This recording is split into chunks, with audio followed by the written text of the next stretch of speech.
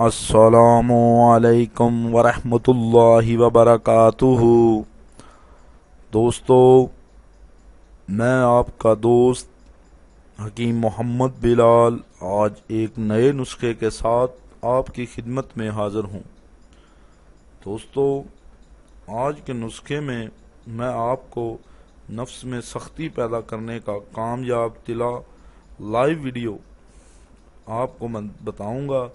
तो दोस्तों, आप तमाम मुअज़्ज़ज़ नाज़रीन और सामीन, तमाम वीडियो अवामुन नास के फलाह व बहबूद के लिए यूट्यूब पर अपलोड की जाती है।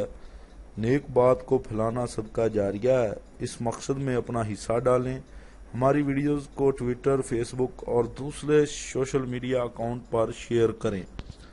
अगर आपने हमारा चैनल अभी तक सब्सक्राइब नहीं किया तो सब्सक्राइब पर क्लिक करके सब्सक्राइब कर लें ताकि नई वीडियो आप तक पहुंच सके और आपकी सेहत के मुतल्लिक देसी नुस्खा जात से फ़ायदा हासिल कर सकें। तो कुछ दोस्त मेरे इन नुस्खा जात की नकल कर रहे हैं। ऐसे लोगों से होशियार रहें।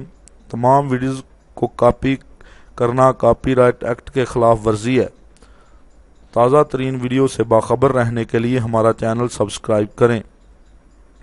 तो दोस्तों, वीडियो में आपको जो मैं नुस्खा बताने जा रहा हूं उस नुस्खे की तरफ चलते हैं।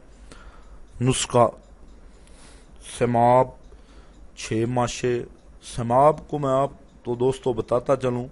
सेमाब जो है वो पारा को कहते हैं।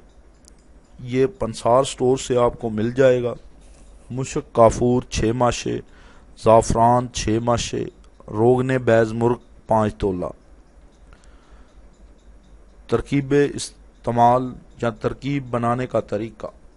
सेमाब, मुश्क काफूर और ज़ाफ़रान को इतना खर्ल करें कि सेमाब के ज़र्रात ख़त्म हो जाएं। यानी कि पारे के जो ज़र्रे होते हैं वो आपने इतना इसको खर्ल करना है कि उसके ज़र्रे ख़त्म हो जाएं। फिर थोड़ा थोड़ा करके रोगने बैज़ मुर्ग डालते जाएं और खर्ल करते जाएं। अच्छी तरह खर्ल करने के बाद शीशी में महफूज कर लें। इस्तेमाल: रात को सोने से पहले नफ्स का हशवा और सेवन छोड़कर बाकी पर 15 मिनट तक मालिश करें।